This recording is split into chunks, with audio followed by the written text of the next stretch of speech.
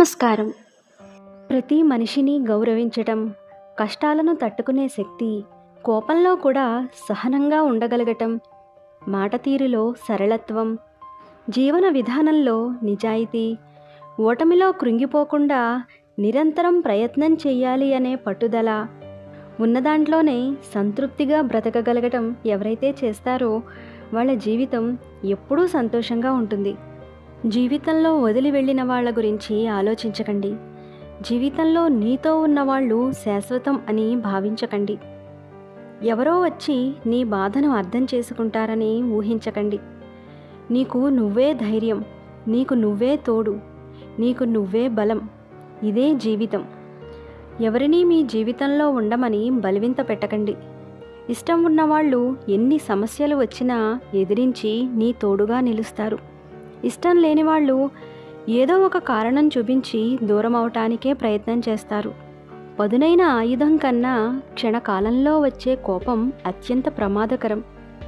ఆవేశంలో ఉన్నప్పుడు మాట్లాడకుండా మౌనంగా ఉండటమే మంచిది.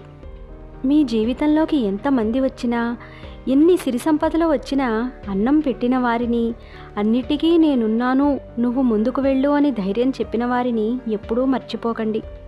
పలకరింపులు లేకపోతే అనుబంధాలు ఉండవు. ఒకరిని ఒకరు గౌరవించుకోకపోతే ప్రేమలు ఉండవు. నమ్మకం లేకపోతే ఒకరితో ఒకరు ఉండలేరు. మీరు ఎంచుకునే దారిని బట్టే మీ జీవితం ఆధారపడి ఉంటుంది. మంచి మార్గం ఎంచుకుంటే జీవితం స్వర్గతుల్యమవుతుంది. చెడ్డదారిలో ప్రయాణం చేస్తే మొదటిలో సంతోషంగా అనిపించినా చివరికి బ్రతుకు నరకప్రాయంగా మిగులుతుంది. దూరంగా ఉన్నవారిని దగ్గర చేసే శక్తి, దగ్గరగా ఉన్నవారిని దూరం చేసే శక్తి ఒక్క మాటకే ఉంటుంది. అది కత్తి కంటే చాలా పదునైనది, అమృతం కంటే తీయనైనది. అందుకే మాట్లాడే ముందే జాగ్రత్తగా ఆలోచించి మాట్లాడాలి. ఏ పనైనా మొదలు పెట్టాలి అనుకున్నప్పుడు అర్హత లేదు, అనుభవం లేదు అని వెనకడుగు వేయకూడదు. అబ్దుల్ కలాంకైనా అక్షరాభ్యాసం రోజు ఏమీ తెలియదని తెలుసుకోవాలి. లక్ష్య సాధనకు పట్టుదల, కృషే చాలా ముఖ్యం. ప్రవహిస్తున్న నదిలో నీటిని నువ్వు 2 సార్లు ముట్టుకోలేవు.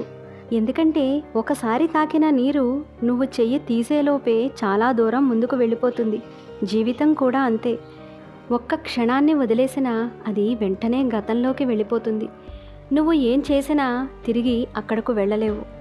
అందుకే ఏ క్షణాన్ని వృధా చెయ్యకూడదు. అప్పుడే భవిష్యత్తు ఆనందంగా ఉంటుంది. ఈ రోజుల్లో మనసులో ద్వేషాన్ని, ఆలోచనల్లో అసూయను నింపుకొని పైకి తీయగా మాట్లాడేవాళ్లే ఎక్కువ. అలాంటి వాళ్లతో చాలా జాగ్రత్తగా ఉండాలి. కష్టాలు, నష్టాలు, ఓటములు జీవితం నేర్పే పాఠాలుగా నేర్చుకోవాలి. ఒక రోజులో పగలు రాత్రి ఎంత సహజమో జీవితంలో కష్టం సుఖం కూడా అంతే సహజం. పడిలేచే కెరటాన్నే ఆదర్శంగా తీసుకుని ప్రతిరోజును ఒక కొత్త అవకాశంగా ప్రారంభించాలి. అప్పుడే జీవితం విజయ తీరాలను సంతోషంగా చేరుకుంటుంది. ఆయుధాలు అవసరం లేని యుద్ధం పేరు మోసం.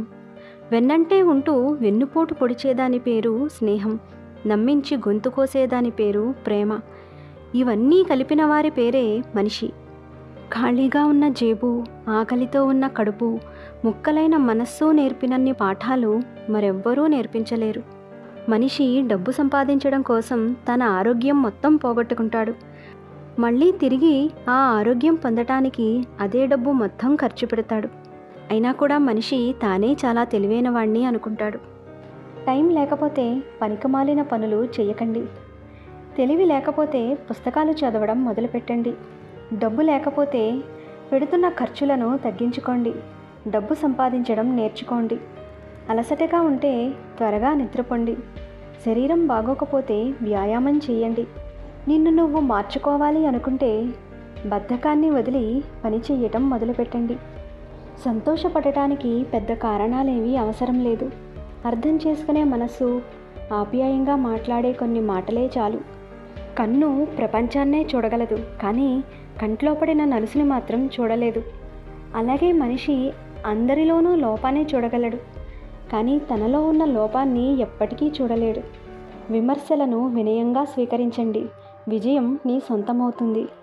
వాదించే వారికి నువ్వెంత తక్కువగా స్పందిస్తే అంత ప్రశాంతంగా ఉండగలుగుతావు. వదిలేయటానికి కారణాలు చూపించడం, కారణాలున్నాయని వదిలేయటం ప్రేమ కాదు. ఎందుకంటే నిజమైన ప్రేమ కలవటానికి కారణం వెతుకుతుందే తప్ప విడిపోవటానికి కాదు. బంధం బలంగా ఉండాలంటే ఇద్దరూ ఒకేలా ఆలోచించాల్సిన అవసరం లేదు. ఒకరినొకరు అర్థం చేసుకుంటే చాలు. నేను చెప్పిన అంశాలు మీకు నిజమే అనిపిస్తే ట్రూ అని కామెంట్ చేయండి. మంచి విషయాలను అందరికీ షేర్ చేయండి. మరొక మంచి అంశంతో మళ్ళీ కలుద్దాం. నమస్కారం.